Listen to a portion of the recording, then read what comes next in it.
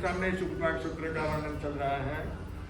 कल तीसरे अध्ययन की चर्चा की थी। आज चौथे अध्ययन के अंदर क्या कहते हैं, आर्य सुधर्मा स्वामी से जम्बू स्वामी जो है वो एक के बाद में एक अध्ययन सुनने की तमन्ना लालसा जो उनके मन के अंदर है, शास्त्र श्रवण करने का। प्रभु महावीर ने किन किन महापुरुषों के विषय के अंदर, महान आत्माओं की, पुण्यशाली आत्माओं का जो वर्णन किया है, उसे जानने की, सुनने की जो है उनकी उत्कंठा, लगन लगी हुई है। इसलिए एक के बाद में एक आगे से आगे प्रश्न उनका क्या होता है, तैयार रहता है। तो तीन अध्ययन का जब वर्णन किया गया तो सुधर्मा स्वामी से जम्बू स्वामी प्रश्न करते हैं कि प्रभु, श्रवण भगवान महावीर स्वामी जो कि मोक्ष में पधार गए हैं, उन्होंने सुखपाक सूत्र के अंदर तीसरे अध्ययन के अंदर जो वर्णन आपके श्रीमुख से मैंने श्रवण किया, अब चौथे अध्ययन के अंदर प्रभु ने क्या फरमाया है वह मेरी सुनने की इच्छा है। तो कहते हैं चौथस्थ उखे वो विजयपुरम नहरम नंदन वनम वनम उज्जानम अशोको जखो वासव दत्ते राया कन्ना देवी सुवासवी कुमारे बद्धा पामोकाणम पंचशयानम रायवर कन्नगानम जाव को भवे कोसंबी नहरिये धन पाले राया वेसमण भद्य अणगारे पड़ी राविये इयम ओ वन्ने जाव सिद्धे निखे वो। आर्य सुधर्मा स्वामी जम्बू स्वामी से कहते हैं कि जम्बू, विजयपुर नाम का नगर था, वहां नगर के बाहर उद्यान जो था, बगीचा, उसका नाम था नंदनवन। उस उद्यान में अशोक नाम का यक्ष का यक्षासन था। बगीचे में अशोक नाम का यक्ष मंदिर बना हुआ था प्राचीन काल से। और उस विजयपुर नगर के जो राजा थे, जिनका नाम था वासव दत्त राजा, उनकी कृष्णा देवी नाम की रानी थी। उन रानी ने स्वप्न देख करके पुत्र को जन्म दिया। उसका नाम जो है, जन्म महोत्सव वगैरह सब पहले अध्ययन के समान ही समझ लेना चाहिए। तो उसका नामकरण संस्कार के दिन सुवासव कुमार नाम रखा। सुवासव कुमार जो है लालन पालन के साथ में बड़ा हुआ, पढ़ने के लिए गुरुकुल के अंदर उसे भेजा गया। वहाँ पे 72 कलाओं में निष्णांत हो गया। और जब वह यौवन अवस्था के अंदर प्रवेश कर रहा था, तब 500 कन्याओं के साथ में उसका विवाह हुआ, जिसमें प्रमुख भद्रा नाम की जो राजकुमारी थी, उसको जो है उनकी प्रमुख पटरानी बनाया गया। आनंद सुख भोग रहे थे। 6 राग 36 रागना हो रही थी, नाटक गान वगैरह हो रहे थे, नाच गान वगैरह हो रहा था। पर रानियां जो है 500, एक दो ने कितनी है, 500 है। तो वे सभी जो है 64 कला की जानकार है। नाचना गाना बजाना, उसके लिए बाहर से किसी को बुलाने की जरूरत नहीं है। अपने पति को रिझाने के अंदर, अपने पति को प्रसन्न करने के अंदर जो है वे रानियां हर समय तत्पर रहती है। और गाना बजाना वगैरह सब कुछ वे स्वयं करती है। प्रश्न उत्तर वगैरह होते हैं, कविता वगैरह होती है, यानी धार्मिक के कार्य भी चलते हैं और साथ में संसारिक कार्य भी करते हैं। तो इस प्रकार जो है बड़ा आनंद और महोत्सव के साथ में घूमना फिरना, बगीचे में जाना, गोट करना, परिवार पूरा लेकर के। तो और वहाँ पे दूसरा कोई प्रवेश नहीं। जहाँ राजा लोग तो रानी अपने रानी के साथ में होते हैं, तो वहाँ पे किसी दूसरे को, जनता को एंट्री नहीं होती है। तो इस तरह से जो है बड़े आनंद महोत्सव के अंदर उनका समय व्यतीत हो रहा था। और ऐसे समय के अंदर श्रवण भगवान महावीर स्वामी का जो है वहाँ विजयपुर नगर के बाहर नंदनवन के अंदर पधारना हुआ। प्रभु के आने से जो है नगर की जनता प्रभु के दर्शन वंदन करने के लिए और प्रभु की वाणी श्रवण करने के लिए वहां की जनता उपस्थित हुए। प्रभु ने संसार की असारता, मनुष्य जीवन की सार्थकता, रोजाना आपको यही बात सुनने को मिलेगी कि जीवन की सार्थकता किसमें है। संसार के काम भोगों के अंदर नहीं है, संसार के धन संपत्ति वैभव के अंदर नहीं है, बाग बगीचे वगैरह उसके अंदर नहीं है। जीवन की सार्थकता है धर्म में जीवन व्यतीत करने का। धर्म में व्यक्ति को जो है अपना समय योगदान करना है, तभी जीवन की सार्थकता है। और जीवन तभी सफल होता है कि हम धर्म का अनुष्ठान करें। धर्म अनुष्ठान करते हुए अपने दिन महीना, वर्ष और ये जिंदगी सार्थक कर सकते हैं। अगर हमने कुछ धर्म नहीं किया तो फिर क्या करेंगे? पूर्व जन्म का किया मिला, अब करो त्यागे पाओगे। पूर्व जन्म का किया मिला, अब करोगे तो आगे पाओगे। जो गफलत के बीच रहे तो मित्र बहुत पछताओगे। जो गफलत के बीच रहे तो मित्र बहुत पछताओगे। पूर्व जन्म के अंदर जो किया, धर्म करने किए, धर्म साधना किए, दया दान किया, जिसके वजह से ये मनुष्य भोग की प्राप्ति हुई, धन संपत्ति मिली, वैभव मिला, परिवार मिला, सुख के साधन उपलब्ध हुए। और अगर यहाँ पर अगर नहीं किया, पिछले पहले किया तो यहाँ मिल गया। अब यहाँ पे अगर कुछ नहीं करेंगे तो आगे क्या करेंगे? आगे जवानी में आदमी कमाता है तो बुढ़ापे में आराम से बैठ करके खा सकता है, सुखी रह सकता है। अपने पास में पूंजी होती है तो अब पूंजी का वो अपना उपयोग कर सकता है। और अगर जवानी में नहीं कमाए तो फिर बुढ़ापे में जो है दूसरे का मुंह देखना पड़ेगा। तो इसलिए यही बात हमारी होती है कि जब तक ये हमारा सांस चल रहा है, जब तक सांस है तब संसार की तो आस है। लेकिन यहाँ पे भगवान कहते हैं ये संसार की आस तो जो है 4 गति 24 दंडक 84 लाख जीवा योनि के अंदर भटकाने वाली है। परंतु जब तक सांस है तब तक धर्म की आस करना है, धर्म करना है। आत्मा का कल्याण अगर करना है, आत्मा को 4 गति में से अगर बाहर निकालना है, आत्मा को मुक्ति के पथ के ऊपर ले जाना है तो धर्म क्रिया करना होगा, धर्म साधना करनी होगी, दया दान करना होगा। बिना उसके जो है जीवन की सफलता और न सुख संपत्ति भी मिलने वाली। बिना दान दिए आपको जो है सीधा, जैसे महाराज को जो है ना गोचरी सीधी मिले ना, ऐसा आपको भी जो है धन संपत्ति सीधी मिल जाए, है? ऐसा होगा? बोलो, नहीं होगा। धन संपत्ति वैभव पुण्य के उदय से प्राप्त होगा। तो पुण्य का उदय कब होगा? कि जब हम पुण्य का उपार्जन करेंगे। जब तक पुण्य का उपार्जन नहीं करेंगे तब तक जो है सुख साहेबी संपत्ति वैभव आनंद मौज मजा करने का साधन जो है वो उपलब्ध होने वाला नहीं है। तो उसके लिए जो है ये भगवान क्या कह रहे हैं, धर्म का उपदेश सुनने के लिए सुवासव कुमार भी अपने परिवार के साथ, यानी ऐसे समय के अंदर जहाँ पे भोगों की सामग्री उसके सामने बिछी हुई है, 5 इंद्रियों के सुख भोगने के साधन उसके पास में उपलब्ध है, और नाच गान खेल तमाशे हो रहे हैं, मौसम हो रहे हैं, घूमना फिरना हो रहा है, जिमन चुटन हो रहा है। रोजाना इतने लोगों का भोजन होता है ना? तो कितना जिमन होता है? रोजाना होता है। बड़ा परिवार है ना, बड़ा परिवार है तो क्या होता है बोलो? रोजाना जिमन हो गए, है ना? और छोटा परिवार हुए है ना, इन महीने दिन तो फिर जो है उसमें क्या है, वो गिनती का ही भोजन बनता है। तो ऐसा ही बड़ा परिवार है तो जिसके कारण मौज सुख आनंद मौज मजा करने में आनंद आ रहा था। ऐसे में प्रभु महावीर का पधारने का समाचार सुन करके सुवासव कुमार अपने रानियों को साथ में लेकर के प्रभु के समस्रण में जाते हैं और वहां के जीवन की सार्थकता का प्रवचन जो सुना है कि जीवन ये मनुष्य जन्म अति दुर्लभ है, देवता को भी दुर्लभ है। देवता जिसकी वांछा करते हैं, इच्छा करते हैं कि हमें मनुष्य भोग की प्राप्ति होवे, ऐसा ये मनुष्य भोग अपने को मिल गया है।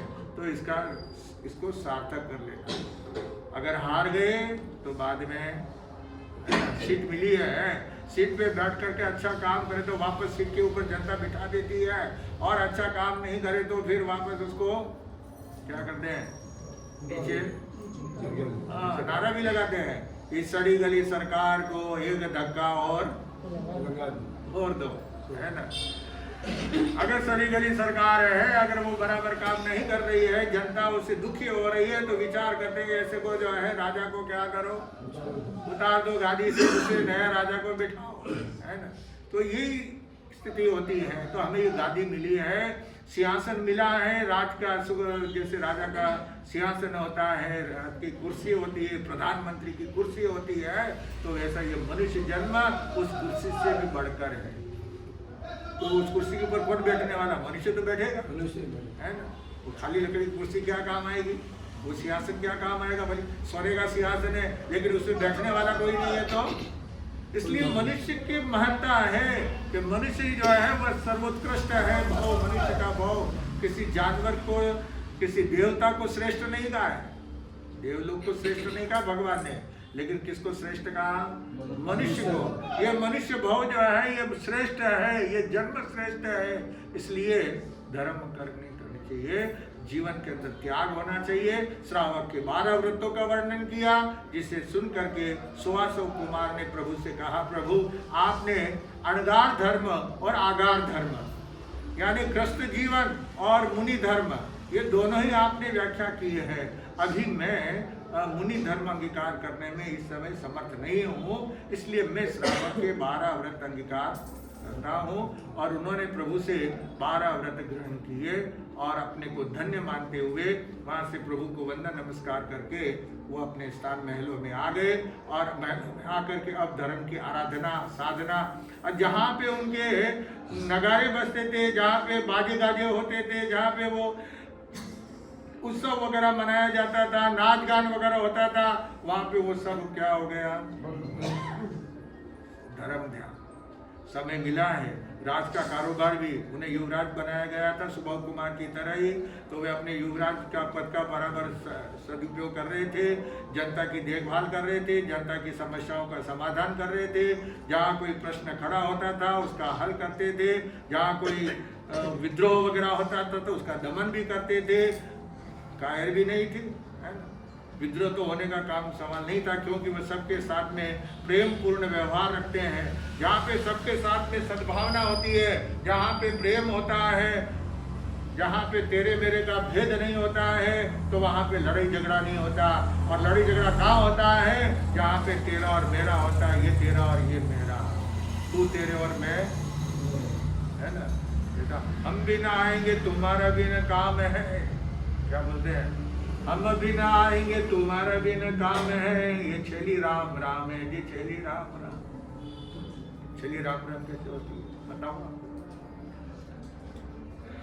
एक सेठ का व्यापार धंधा, सेठ लोगों का व्यापार धंधा होती है, ब्याज के ऊपर किसानों को वगैरह को ऋण वगैरह देना करना। तो एक खेड़े में रहने वाला किसान जो है वो हमेशा जो है सेठ के यहाँ पे आता व्यापार धंधे के विषय में। सेठ विचार कर, सेठ इतना उदार हृदय वाला था कि जो भी उसके दुकान पे आते ना उसको कहते भाई अभी भोजन का समय है, अभी नाश्ता का समय है, अभी ब्यालू का समय है, चलो घर चलो, खाना क्या करो, खाने में कोई कमी है ना, भोजन 2 रोटी में क्या कमी पड़ने वाली है। तो मनवार करके सेठ जो है हरे को क्या करते थे, अपने घर लेके आते। सेठानी कहती है कि सबको लेके आता पता, लेकिन वो एक व्यक्ति जो आता था इस गांव का, तो उस गांव के विषय में सेठानी कहती है कि ये तुम जो इसको हमेशा जब भी आता है, हर 6ठे दिन 7वें दिन 5वें दिन वो आ जाता था वहाँ पे व्यापार के लिए, धंधे के लिए, और सेठ उसको अपने घर पे लेके जाते थे। सेठानी कहती है ये ऐसा व्यक्ति गाँव के लोग मैं जानती हूँ, ये कभी जो है वापस काम आने वाले नहीं है ना। तो सेठ कहता है काम आए नहीं है, अपने को क्या करना है?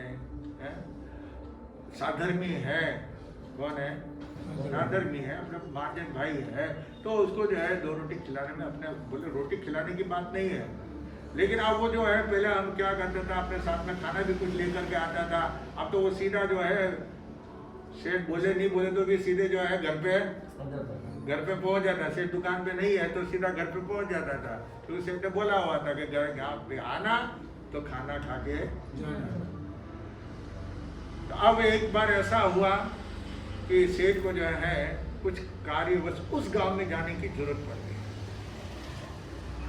तो सेठानी ने कहा मैं तुम्हारे भाता वगैरह साथ में खाना टाइम पर खाना खा लेना ना, है ना, भूखे नहीं रहना है, तो साथ में भाता लेकर के जाओ।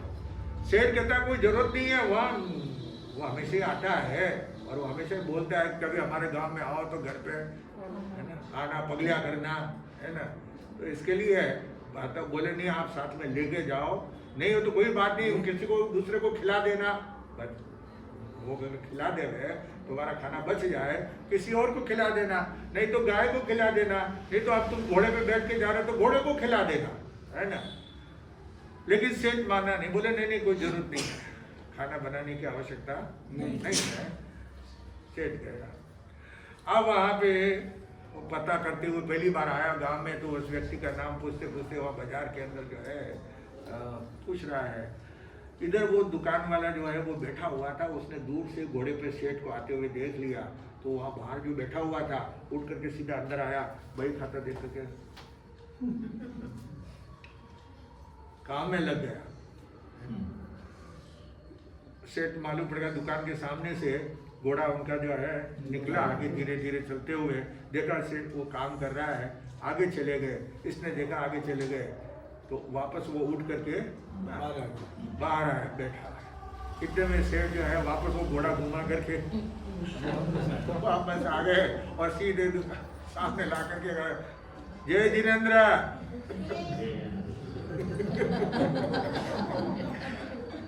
अब सामने छाती के सामने आके खड़े हो गए तो क्या, अरे पधारे साहब तो पधारे, आप खबर तो देना था, पहले सूचना तो देना था, है ना।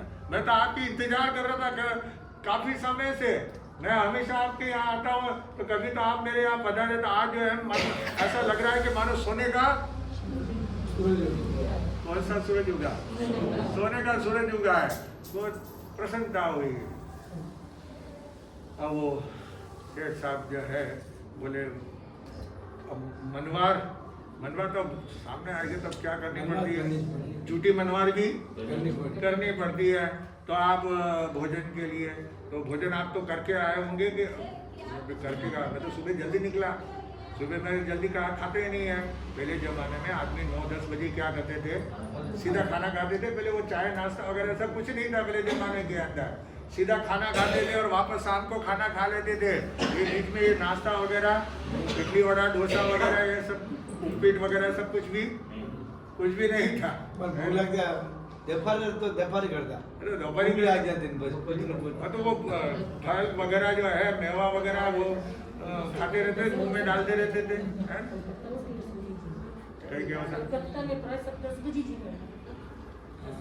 पहले सब 10 बजे भोजन जो है आदमी भोजन करके सीधा दुकान खोलता था, आराम के साथ में दुकान में बैठते और शाम को वापस 5 बजे खाना खा लेते थे, है ना। रात में खाने की भी जरूरत, दिन में जो है वो सूखा भरका कुछ होता था जो है वो क्या करते थे, बैठे बैठे जो है वो खा लेते थे दुकान पे बैठे बैठे भी।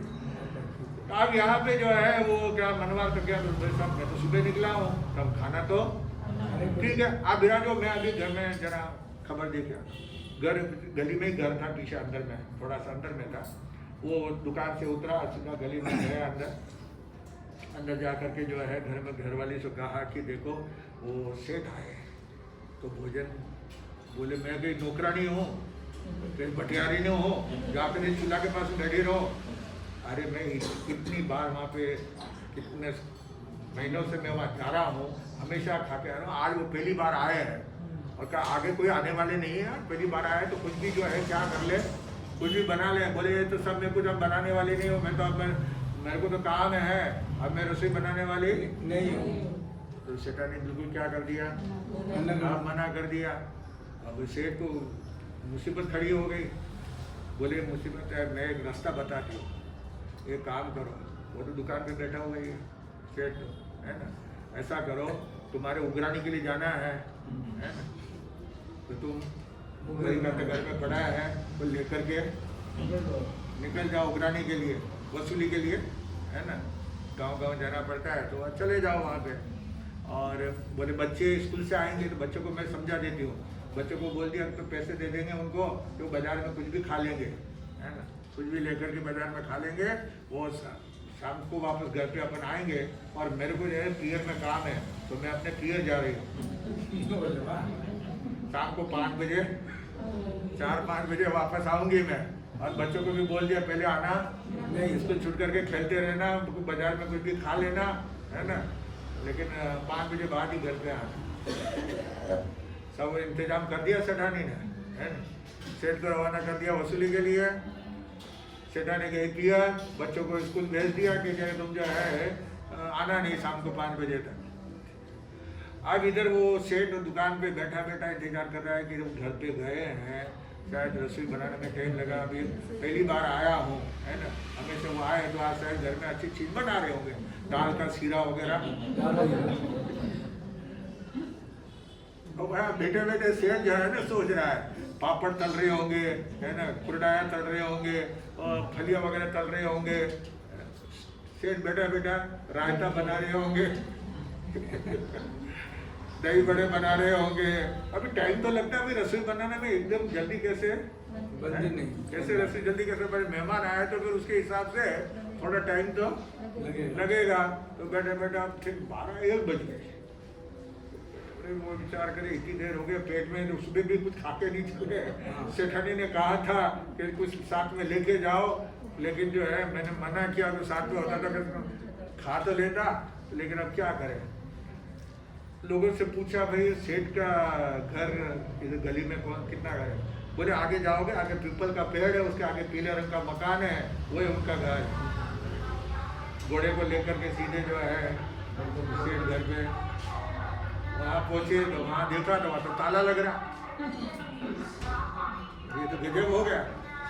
मेरे को वहाँ बिठा करके सेठ, मैं तो सोच रहा हूँ कि ये बना रहेंगे, वो बना रहेंगे, वो बनाएंगे, और यहाँ तो क्या है, ताला चंदी लटक है, ताला चंदी। वो विचार, लेकिन अब विचार करेगा भूखा भी तो जाना नहीं तो सेठानी को क्या मुँह बताएंगे। सेठानी गए कि बड़े उछल उछल के बोल रहे थे कि मैं वहाँ जो है खा करके आऊँगा, और अब ये जो वापस भूखे आए हैं, तो इसलिए बिना खाए तो यहाँ से जाना नहीं। और ठीक उन्होंने क्या किया, घोड़े को झाड़ के अलग साइड में बांध दिया, साइड में पीछे की तरफ में बांध दिया, उसको घास ला करके डाल दिया, उसको पानी भर दिया, उसको बड़ी भूखा मारना है, तो उसके लिए इंतजाम कर दिया। सेठ विचार करता है कि अब वो कब तक आएंगे बैठने के लिए जगह को। तो वहाँ पे एक ड्रम पड़ा हुआ था, ड्रम, कोठी। हाँ, पहले जमाने में वो कोठी बनाते अनाज वगैरह भरने के लिए, है ना, गांव के अंदर वो कोठी थी, खाली पड़ी थी। तो सेठ कोठी के अंदर बैठ गया। हाँ, वहाँ पे बैठ गया, इंतजार कर रहा है कि भाई अपने बाजार में खाना नहीं है क्या, आज तो यहाँ से खा के ही जाना है, बिना खाए यहाँ से जाना नहीं, तो सेठानी को क्या मुंह बताएंगे, है ना। इसके लिए बैठ गए वहाँ पे जम कर के। अब 5 बजे और सेठानी आ गई, वो भी आ गई, सेठ भी गया था तो वो भी आ गया, बच्चे भी आ गए, और अब वो सब इकट्ठे हो गए घर के अंदर। ये बोले अभी आए हैं, अभी जल्दबाजी नहीं करना, जल्दबाजी करने में मजा नहीं। हाँ, थोड़ा धीरज क्या रखना, थोड़ा धीरज रखना। धीरज रखेंगे तो सब्र का फल मीठा होता है। जल्दबाजी शैतान का काम है, जल्दबाजी करना शैतान का काम है, इसलिए जल्दबाजी नहीं करना। अभी क्या बात है, बोले देखो शेर कहता आज तो जो है बच गए, आज तो जो है नहीं तो खिलाना पड़ता।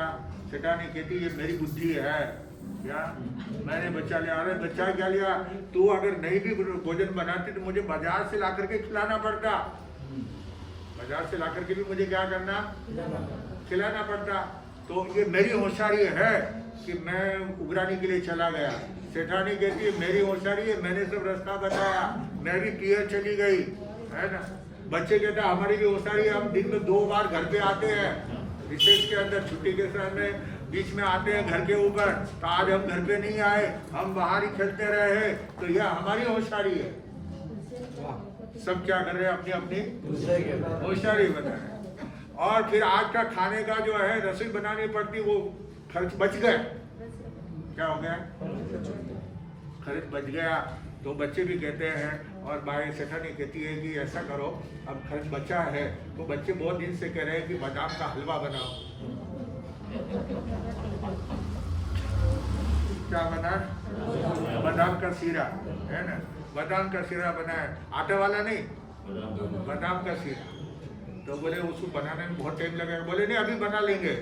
तो पानी गर्म में जो है बादाम को उबाल लिया, फट से छिलके उतारे, फट से पीसा, और पीस करके जो है क्या किया, बटा सेकना शुरू किया, काकड़ी उसमें वो दाना राई वो दाने आते हैं ना काकड़ी वो मिलाते हैं उसमें, तो वो मिला करके जो है और फिर उसने केसर वगैरह डाल के वो बढ़िया जो है हलवा, अब उसकी खुशबू बाहर आ रही है, शीरा बन रहा है, खुशबू क्या हो रही है, बाहर आ रही है, पेट पर भूख लगी हुई है, सुबह से भूखे बैठे हुए है ना, अब सांझ हो गई है, 6 बज रही है और अब भूख लग रही है, लेकिन अभी थोड़ा ठहरो, अभी अधूरा है, हाँ कहीं जाएंगे तो बाद में एकदम छिपा देंगे तो सब गड़बड़ हो जाएगा मामला। इसलिए वो जब पूरा हाथ तैयार हो गया, चूल्हे से उतर गए, नीचे कढ़ाई नीचे रख दी गई है और अब वो कहते हैं कि आज पहले भोजन करने के लिए बैठते हैं, आज रोटी वगैरह कुछ खाना नहीं है, आज क्या खाना है, शीरा खाना है। तो अब शीरा जो सब प्लेटें लेकर के बैठो और पहले सबसे पहले आज जो शीरा बना तो किसके वजह से बना है, हमारी होशियारी से, सेठ जी की वजह से, सेठ जी को तो रवाना कर दिया, नहीं तो उनको खिलाना पड़ता है ना। बच्चे कहते हैं हमारी होशियारी, पत्नी कहती है हमारी होशियारी, वो सेठ कहता है हमारी होशियारी है, वो आपस में तीनों पार्टी है ना, 3 पार्टी गठबंधन है 3 पार्टी का तो वो कहते हैं हमारी होशियारी से बना, बस यही मौका है, अब वो कड़े सामने है, थाली में डालने की तैयारी है और वो कोठी में से निकला सीधा घर में चौके के अंदर पहुंच गया, वहां पे सामने कड़े के सामने खड़ा हो गया, मेरी होशियारी है कि मैं बिना खाए नहीं जाऊंगा, बिना खाए ऐसे जाने वाला नहीं हो। अब क्या करें, उस कड़े को पीछे छुपा भी नहीं सकते, तो कड़े के सामने आकर के सेठ खड़ा हो गया, तो अब जो है बोला अरे अरे साहब अब तो मनवार खड़ी मेरा, आप ऐसे करो हाथ, बोले मैं हाथ धो ही लिया, वो बोले हाथ धोने जाऊंगा जितने तो बच्चे खा जाएंगे, सबको पुरुष देंगे तो बाद में क्या बचेगा, इसके लिए बोले मैंने हाथ धो लिया, आप तो सीधी थाली में रख दो, थाली में रखा, आपने रोटी वगैरह नहीं सर हमारे थोड़े दांत में दर्द है, थोड़ी तकलीफ है ना, आप तो सूरज पुरुष तो। अब वो बच्चे देखते रहते हैं, लेकिन वो तो सब पूरा आप छोड़ना नहीं, क्योंकि बोल तो सकेंगे बादाम का हलवा शीरा खा कर के आए हैं, खाली रोटियां छोड़ के नहीं आए है ना। अब वो खाया पिया, हाथ धोया और वहाँ से जाने लगे, वो कहते साहब वापस पधारना, फिर कभी बोले साहब नहीं, अब जो है बस आना था, मेरे जरूरी था, इसके लिए आया था और आज वो काम मेरा हो गया और कोई बात नहीं, लेकिन अब आप जो है ना आओ ना तो अपना टिफिन साथ में लेकर के आना, हम भी न आएंगे तुम्हारा भी न काम है, हम भी न आएंगे तुम्हारा भी न काम है, ये छेली राम राम है जी, छेली राम राम है, ये छेली राम राम है जी, छेली राम राम है। अब हम भी नहीं आएंगे और तुम्हारा भी कोई काम नहीं है, क्योंकि ऐसे व्यक्ति से क्या संबंध जोड़ना जो एक व्यक्ति को एक टाइम का भोजन भी नहीं करा सकते। वो एक साधर्मी की सेवा करने से, वो उसको भोजन कराने से उनका क्या नुकसान होता, बल्कि और पुण्य का बंद होता। लेकिन उसने अपने हाथों से अपने, कहते हैं ना, अपने हाथों से अपने पैरों पर कुल्हाड़ी है ना, अपने हाथों से कुल्हाड़ी मार दी पैरों के ऊपर। अब बाद में जो है बोल दिया अब आप भी वहां पे आओ ना, तो अपने साथ में डब्बा टिफिन लेके आना। अब किसी के भरोसे अब बाद में अब पछताए क्या होती जब चिड़िया छिप गई। अगर वो मन से उनको एक टाइम भोजन भी करा देता, वो रोज रोज सेठ तो आने वाले नहीं थे, उसके लिए दरवाजा खुला था, महीनों तक जो है उसने वहां पे भोजन किया, लेकिन एक दिन वो सेठ आया तो एक दिन भी वो खाना नहीं खिला सके। तो अब ये तो इसलिए कहते हैं छली राम राम, क्या है छली राम राम, आपने मारा नहीं जी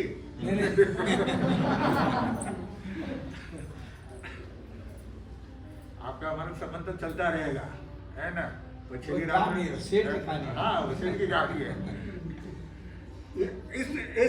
इस प्रकार की प्रवृत्ति के जो लोग होते हैं, कि जिनको दान देने की इच्छा नहीं होती है, जिनको किसी साधर्मी को खिलाने की इच्छा नहीं होती है, किसी को एक गिलास पानी भी पिलाने की इच्छा नहीं होती है, ऐसे व्यक्तियों के लिए जो है ये होता है कि भाई उसे जो है राम राम ही करना अच्छा है, दूर की सलामती, दूर की सलाम ही अच्छा है।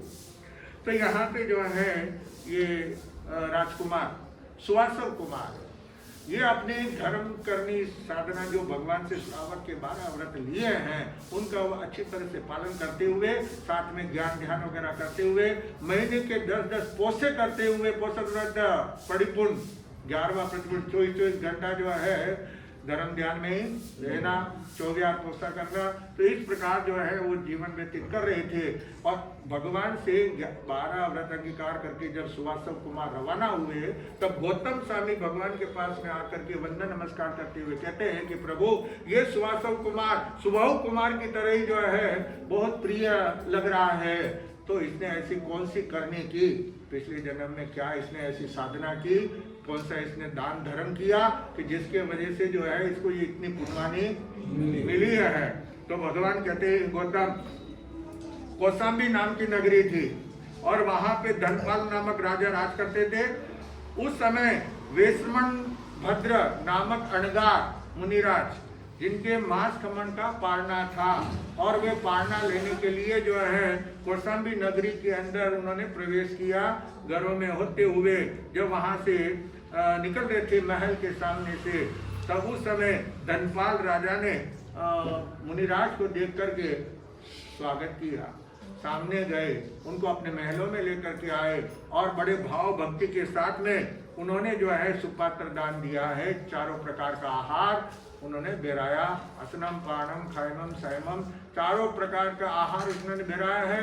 बड़े भाव और भक्ति से अपने को धन्य मानते हुए उस दान के प्रताप से ये मनुष्य भोग का आयुष्य इन्होंने बांधा और वहां से आयुष्य पूर्ण करके यहाँ पे आकर के ये सुवासव कुमार राजकुमार के रूप में इन्होंने जन्म लिया है इस विजयपुर नगर के अंदर। और यहाँ पे हे प्रभु ये आपके पास में दीक्षा लेंगे। भगवान ने कहा हाँ दीक्षा लेंगे और दीक्षा लेकर के ये अपनी आत्मा का कल्याण करेंगे। तो सुवासव कुमार ने जो है जिस तरह से भगवान का सुबाहु कुमार का पहले अध्ययन में वर्णन किया था उसी तरह से श्रावण के व्रतों का अच्छी तरह से पालन करते हुए एक बार जब व्रत में थे सुबाहु कुमार की तरह उनको रात्रि में निद्रा भंग होती है, जागरणा करते हैं कि प्रभु महावीर अगर विहार करते हुए यहाँ पे पधार जाए तो मैं उनके पास में दीक्षा अंगीकार करूं। और उन्होंने प्रभु ने भी उनके मन की बात को, मन के भावों को जान करके वहाँ पे विजयपुर नगर के अंदर पधारते हैं और वहाँ पे सुवासव कुमार प्रभु के दर्शन वंदन करके प्रभु से जो है दीक्षा की इजाज़त मांगते हैं, दीक्षा लेते हैं सुबाहु कुमार की तरह ही। और सुबाहु कुमार की तरह यहाँ से अपनी त्याग तपस्या साधना करते हुए अंतिम समय में सलकना संथारा करके उन्होंने भी इसी तरह से जन्म मरण की श्रृंखला को समाप्त किया और मोक्ष के अंदर जाएंगे। इस प्रकार जो है यानी सारी कथा सुबाहु कुमार की पहले अध्ययन की तरह ही है, सिर्फ गांव नगर माता पिता वो अलग हैं, तो उसका जो है वर्णन यहाँ पे किया जाए। तो इस तरह से चौथा अध्ययन समाप्त हुआ। अब आगे क्या कहते हैं वो आगे कल तो नहीं परसों, कल तो अपना प्रवचन बंद रहेगा, वहाँ पे कार्यक्रम है ना। चरित्र के अंदर बताया यम घंटा के सामने वो मालाकार माला जिसने रतन कुमार को माला पहनाई थी वो माली जो है वो यम घंटा विषय के सामने आया और आकर के कहता है माते बहुत प्रसन्न हो, बहुत खुश हो कि आज एक बड़ा व्यापारी आया है जो बड़े बड़े 7 जहाज भर करके माल लेकर के आया है और बड़े बड़े जहाज है। तो इसलिए तो बोले क्या हुआ कि मैंने उसको माला पहनाई तो उसने कहा मैं तुम्हें कुछ दूंगा। क्या बोला? तुम्हें कुछ दूंगा, तो मेरे स्थान के ऊपर आना, मैं तुम्हें कुछ दूंगा। तो ऐसा उसने कहा है तो बोले ये तो जो है तू पागल हो गया, तेरी माला की कीमत भी मिलने वाली एक फूटी कौड़ी भी तुझे नहीं मिलेगी। बोले ऐसा कैसे हो सकता है? उन्होंने कहा कुछ दूंगा तो मैं तो मांग लूंगा। क्या मांगेगा? 7 जहाज मांग लूंगा। बोले ऐसे सपने देख क्या ना, लोग तो दुनिया जो है रात में सोते हुए सपने देखती है और तू जो है अभी दिन में ही जागते हुए सपने देख रहा है कि 7 जहाज का मैं मालिक बन जाऊंगा, ये फूटी कौड़ी भी तुझे मिलने वाली। बोले ऐसा, बोले देखिए वो बनिया है, क्या है, महाजन है ना, व्यापारी है। और व्यापारी बहुत क्या रहता है, होशियार रहता है, बहुत चतुर होता है। व्यापारी जो है अपनी व्यापार कला में इतना दक्ष होता है कि अपनी नुकसानी में जो फायदा का काम करता है, नुकसान का कोई काम नहीं करता है। जिसमें फायदा होता है वही काम करता है। तो इसलिए मुझे जरूर जो है वो कहा है कि कुछ दूंगा तो अब जरूर जो है मैं प्राप्त अवश्य करूंगा। तो उन्होंने कहा देख, यमघंटा कहती है कि वो व्यापारी है और व्यापार में वो क्या करेगा, तेरे को कुछ फंसा देगा। 7 जहाज की तू जो सोच रहा है ना, वो तेरी इच्छा कभी भी फलीभूत होने वाली नहीं है। क्योंकि वणिक यानी बनिया, महाजन बनाने वाला होशियार होता है, बहुत चतुर होता है, वह तेरे झांसे में आने वाला। मान लो अगर उसने एक घड़े के अंदर दुमई होती है ना, सांप जिसके 2 मुंह होता है, आगे और पीछे, पूंछ नहीं होती है। तो दुमई जो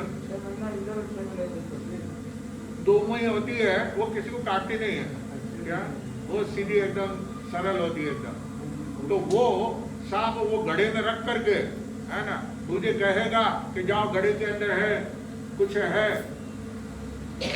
ले लो, है ना, और तू हाथ डालेगा तो उस समय तेरे को वो सांप हाथ में आगे, तू पहचानेगा तो नहीं, तू बोलेगा कुछ है इसमें, कुछ है, तो वो कहला ले लो, कुछ दूंगा करके बोला था ना, तो कुछ है ले लो। तू खुद ही मुंह से बोल रहे हो कि इसमें कुछ है तो ले लो, बस खत्म किस्सा। तो तू क्या करेगा? तो बोले नहीं, ऐसा नहीं हो सकता है, क्योंकि वणिक की बुद्धि बहुत तेज होती है, उसमें कोई संशय नहीं है। तो ये माली तू कितना भी कुछ उपाय कर ले उस, क्योंकि एक छोटे से खरगोश ने एक शेर को मात दे दी। शेर होता है ना, शेर को हरा दिया, शेर को खत्म कर दिया। किसने? खरगोश ने। अब खरगोश कहाँ छोटा सा जीव है ना, और कहाँ शेर। मुंह फाड़े दो ही जो है उस आदमी सामने वाला देख करके क्या हो जाता है, सीटी पीटी गुम हो जाती है, घबराहट के मारे जो है परेशान हो जाता है, हार्ट फेल हो जाता है।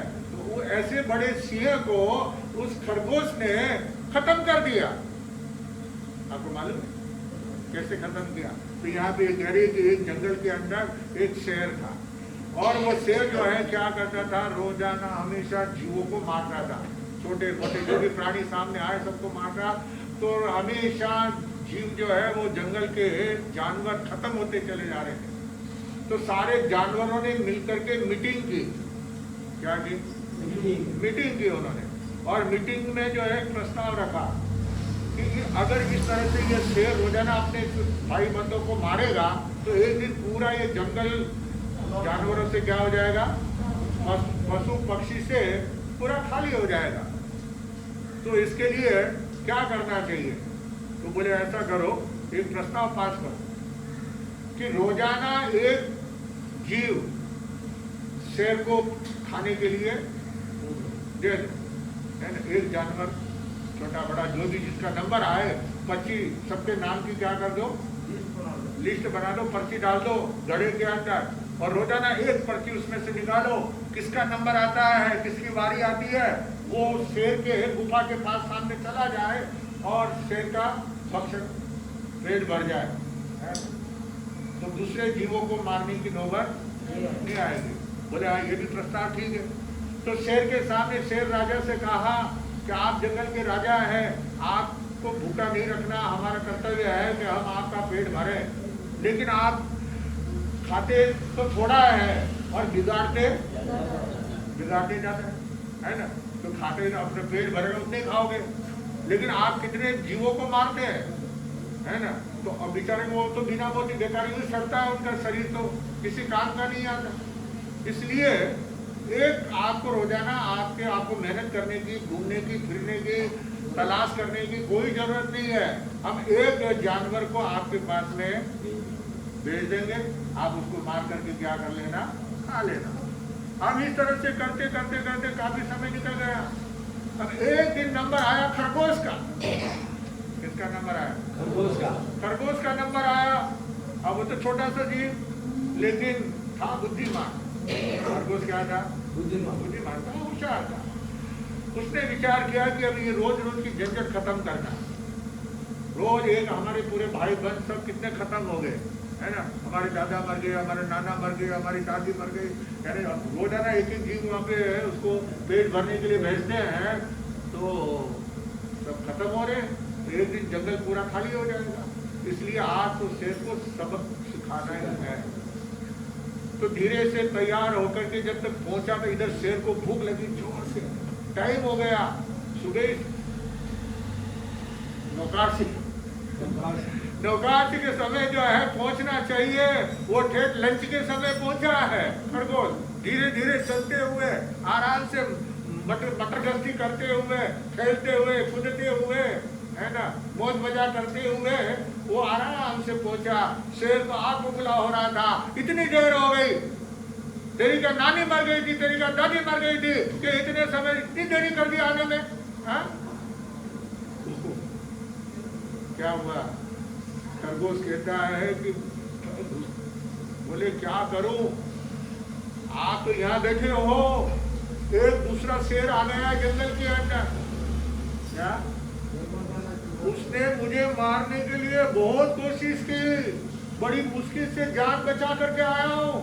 घुमा उसको जो है झाड़ियों में, मैं तो झाड़ी में छुप जाता, वो इधर घूमता था, मैं उधर भाग जाता। इस तरह से करते करते अब जाकर के मैं यहाँ पहुंचा हूँ।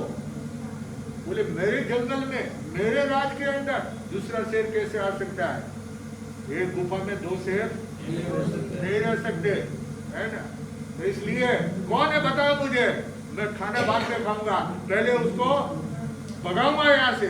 तो बोले आओ चलो। तो खरगोश उसको लेकर के एक कुएं के पास में गया। कहाँ लेके गया? कुएं के पास में। कुएं के पास में लेके गया और कहा वो शेर इसमें छिपा हुआ है, अंदर छिपा हुआ है। तो शेर उस मुंडे कुएं की जो जगह है, वो पायरी है, उसके ऊपर खड़ा हुआ और अंदर देखता है तो पानी में उसकी परछाई नजर आ रही है। किसकी? शेर की। कौन से शेर की? वो जो अंदर छिपा हुआ है? नहीं, अंदर छिपा हुआ नहीं है, खुद की, वो खुद की परछाई नजर आती है। और दहाड़ता जोर से, शेर तो गर्जना करता है, जोर से गर्जना की तो अंदर से फिर गर्जना की आवाज, कुएं में आवाज लगाते ना, तो कुएं में से वापस क्या होती है? बोले ये मेरे से डर ही नहीं रहा, ठहर आता हूं। उसने छलांग लगाई अंदर, आओ देखा ना ताओ, सीधा अंदर गया और गया तो सीधे ही पानी में डूब गया, वो तो खत्म हो गया। किसने कर दिया? खरगोश कितना था? छोटा सा। शेर कितना था? बड़ा था, है?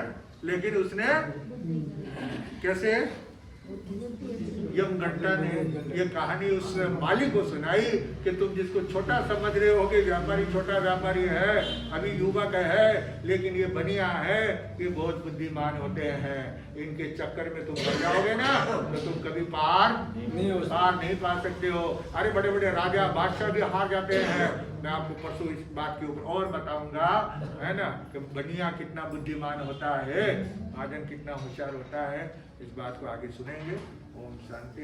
अभी समय हो गया, कल अपना प्रवचन यहाँ पे नहीं है, कल जो है मेवाड़ पैलेस के अंदर है। अंकित जी जो है पूरा वर्णन आपको बता देगा। ओम शांति। अर्थ विराजित इस आध्यात्मिक चातुर्मास के प्रदाता परम पूज्य गुरुदेव तरुण तपस्वी विमल मुनि जी महाराज साहब के सुशिष्य स्वर्ण संयम आराधक सेवा शिरोमणि सेवा चक्रवर्ती जिन शासन प्रभावक सरस्वाणी भूषण परम पूज्य गुरुदेव वीरेंद्र मुनि जी महाराज साहब के पावन श्रेष्ठ चरणों में कोटि कोटि वंदन। यहाँ कुछ सूचनाएं आपके सामने रखो, इसके पहले आपको ये बताते हुए अत्यंत हर्ष हो रहा है कि गत दिनों मुझे चेन्नई जाने का अवसर मिला। चेन्नई में कोडम्बाकम श्री जैन संघ कोडम्बाकम स्थित जो स्थानक भवन है, वहाँ पर परम पूज्य गुरुवर्या शशि प्रभा श्री जी महाराज साहब आदि ठाणा का चातुर्मास गतिमान है और उनके दर्शन बंधन का लाभ मिला। गुरुदेव, वहाँ से गुरुवर्या शशि प्रभाषी जी महाराज साहब ने आपको वंदना भेजी है और आपकी सुख साधा पूछी है। यहाँ पर हर्ष की बात यह है कि यहाँ से चेन्नई कोडम्बाकम जो 350-400 किलोमीटर दूर है, वहाँ पर भी जो कोई भी परिचित मुझे मिला, उन्होंने सब ने एक स्वर में इस आध्यात्मिक चातुर्मास की भरी भूरी प्रशंसा की। ये अत्यंत एक खुशी देने वाला पल था कि यहाँ से जब हम कहीं बाहर जाते हैं दूर दराज, यहाँ से 5-7 किलोमीटर तो ठीक है, उनको सूचना मिल गई होगी, लेकिन यहाँ से 400 किलोमीटर दूर भी गुरुदेव वीरेंद्र मुनि जी महाराज साहब के इस आध्यात्मिक चातुर्मास की भरी भूरी प्रशंसा, ये सिर्फ मेरी या किसी एक व्यक्ति विशेष की प्रशंसा नहीं, ये पूरे सकल जैन संघ मंजुनाथ नगर शिवनगर, पूरा जैन महिला मंडल मंजुनाथ नगर शिवनगर और संपूर्ण सकल युवा मित्र मंच की, और यहाँ जो भी गणमान्य श्रावक श्राविकाएं यहाँ चातुर्मास प्रारंभ से अब तक गुरुदेव के प्रवचन में पधार रहे, उन सब की प्रशंसा थी। इसीलिए मैं पुनः एक बार श्री सकल जैन संघ मंजुनाथ नगर शिवनगर की ओर से आप सभी का हार्दिक हार्दिक आभार व्यक्त करता हूँ। ये सूचना मैंने इसलिए दी क्योंकि अभी तो बस जाकी थी। तो मद्रास ही नहीं, मध्य प्रदेश, महाराष्ट्र वगैरह, राजस्थान वगैरह, दुबई वगैरह, सिंगापुर वगैरह सब जगह के समाचार गए हुए हैं। ये बस हमारे हाथ में कुछ नहीं, ये बस गुरुदेव की जो एक मेहरबानी कि गुरुदेव ने हमें ये आध्यात्मिक चातुर्मास थमाया, और सब जगह से यही आवाज कि स्थानकवासी लोग स्थानकवासी महाराज साहब का चातुर्मास कराते हैं, मंदिर मार्ग की परंपरा से मंदिर मार्ग की चातुर्मास करा। यहाँ पर सकल जैन संघ, जहाँ पर पंथवाद से परे स्थानकवासी हो, मंदिर मार्गी हो, मूर्ति पूजक हो, सब ने एक साथ मिलकर यह आध्यात्मिक चातुर्मास करवाया। इसके लिए आपका पुनः सबका एक बार हार्दिक हार्दिक आभार, अभिनंदन। आज हमारे बीच इस धर्म सभा में श्रीरामपुरम के एक वरिष्ठ श्रावक जो कई सारे गुरुदेव के सेवा में हमेशा लीन रहते हैं और हमेशा संघ समाज के कार्यों में अग्रणी रहते हैं, ऐसे श्रीमान सा गणेश जी सा गुगलिया हमारे बीच पधारे हैं। आपका श्री सकल जैन संघ मंजुनाथ नगर शिवनगर हार्दिक हार्दिक आभार, अभिनंदन व्यक्त करता है। सूचना अभी जैसे गुरुदेव ने फरमाया, कल यहाँ प्रवचन मांगलिक रहेगा, यहाँ प्रवचन नहीं रहेगा।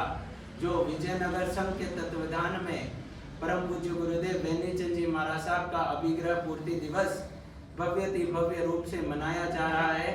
कल 15 तारीख को रविवार के दिन यहाँ जो नवनिर्मित मेवाड़ पैलेस बन रहा है, उसी के प्रांगण में गुरुदेव का अभिग्रह पूर्ति दिवस मनाया जाएगा।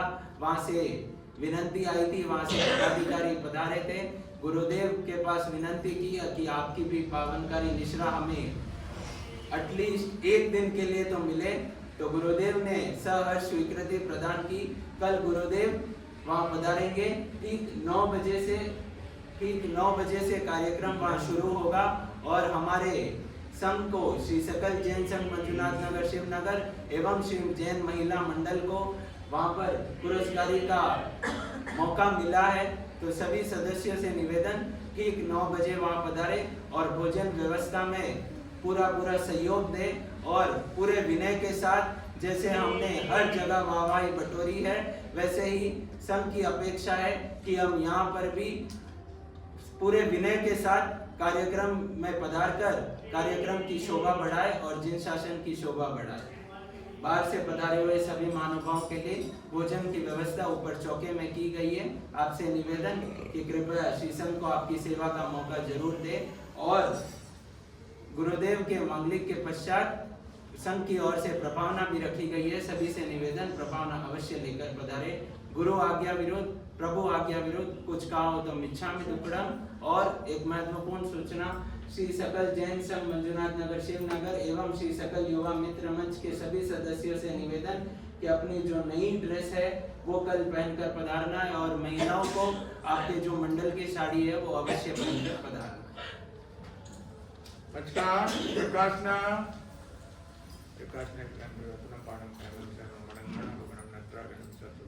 वो श्री एकासना करने वालों को धन्यवाद। व्यासना आयंबिल उपवास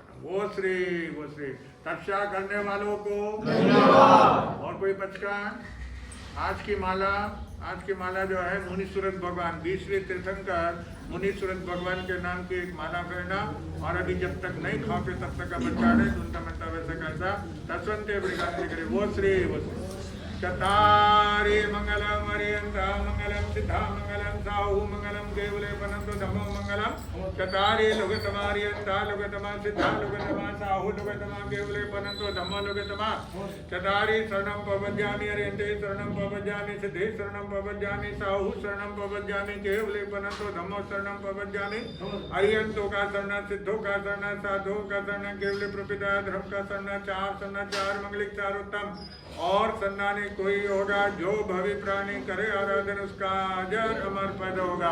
अंगो